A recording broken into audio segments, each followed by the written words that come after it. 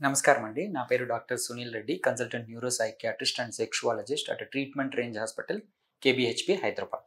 So, నా దగ్గరికి erectile dysfunction, పురుషాంగ స్తంభన లోపాలని 60 years plus వాళ్ళు ఈ మధ్య చాలా ఎక్కువ వస్తున్నారు. యూజువల్లీ 60 ఇయర్స్ ప్లస్ వాళ్ళలో ఎరెక్టైల్ డిస్‌ఫంక్షన్ ఎక్కడొస్తుందో మాట్లాడుకుందాం. యూజువల్లీ ఎనీ క్రానిక్ డిజార్డర్స్ అంటే చాలా కాలంగా వాళ్ళు ఏదో ఒక వ్యాధితో కానీ, డిజార్డర్‌తో కానీ ఇబ్బంది పడుతూ ఉంటే క్రానిక్ అంటాం.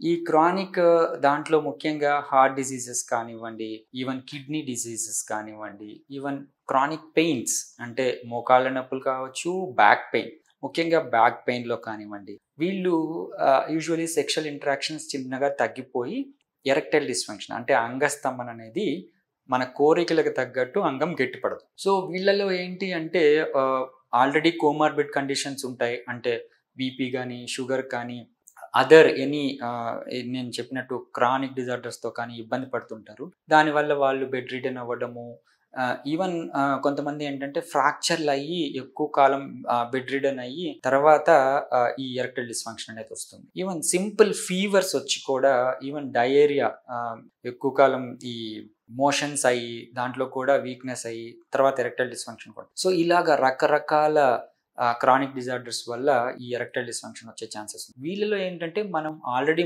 మెడికేషన్స్ వాడడం వల్ల ఎక్కువ మెడికేషన్స్ పెట్టి వాళ్ళని ఇబ్బంది పెట్టకుండా ఈ ఎక్స్‌ట్రా కార్పోరియల్ లో ఇంటెన్సిటీ షాక్ వేవ్ థెరపీ అంటాం.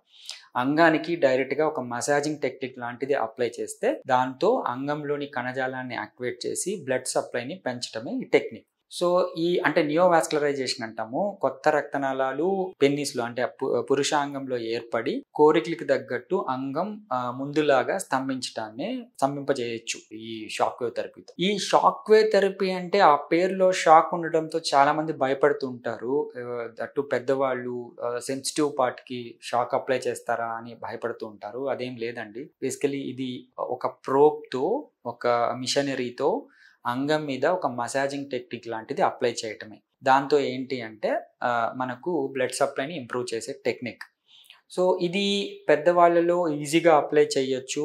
వాళ్ళకి ఎటువంటి డిస్కంఫర్ట్ కానీ, ఆల్రెడీ డిజార్డర్స్‌లో ఉన్నారు కదా! Even heart patient, pacemaker ఉన్న వాళ్ళు కూడా నా దగ్గరికి వస్తూ ఉంటారు. వాళ్ళకి అప్లై చేసినా కానీ ఇందులో ఎటువంటి సైడ్ ఎఫెక్ట్స్ కానీ, ఇబ్బందులు కానీ ఏమీ ఉండవు. Nil almost. So, even post procedure తర్వాత కూడా, ప్రొసీజర్ అయిన తర్వాత డ్యూరింగ్ ప్రొసీజరే కాదు, డ్యూరింగ్ ప్రొసీజర్ డిస్కంఫర్ట్ అనుకుంటారు. బట్ అలా ఏమి ఉండదు. పోస్ట్ ప్రొసీజర్ కూడా దీనికి ఎటువంటి సైడ్ ఎఫెక్ట్స్ ఉండవు. సో, ఇది అప్లై చేసినప్పుడు చిన్నగా వాళ్ళలో రక్త ప్రసరణ అనేది ఇంప్రూవ్ అయ్యి కోరికలకు తగ్గట్టు అంగస్తంభన అనేది వస్తుంది. సో, 60 ప్లస్ తర్వాత వాళ్ళకి ఈ క్రానిక్ డిజార్డర్స్‌లో ఉండి రిలీఫ్ కోసం, సెక్షువల్ యాక్ట్ కోసం వెళ్దామంటే అంగస్తంభన లేని వాళ్ళకి ఈ ప్రొసీజర్ చాలా వాళ్ళకి హెల్ప్ అవుతుంది. స్ట్రెస్ రిలీవింగ్‌గా కూడా పనిచేస్తుంది. అండ్ ఈవెన్ వాళ్ళు సెక్షువల్ యాక్ట్‌కి పోవాలంటే ఈ ఎరెక్షన్ డిస్‌ఫంక్షన్ వల్ల పాపం చాలా ఇబ్బంది పడుతూ ఉంటారు. మానసికంగా చాలా కుంగిపోయి ఉంటారు. లో మూడ్‌కి వెళ్ళిపోతారు. సో, ఇవన్నీ కూడా మనం ఈ షాక్ వేవ్ థెరపీ ద్వారా అంగస్తంభనాన్ని ప్రేరేపించి వాళ్ళ సెక్షువల్ యాక్ట్‌ని ఇంప్రవైజ్ చేయొచ్చు. సో, దీన్ని యూజ్ చేసుకోగలరు. Thank you.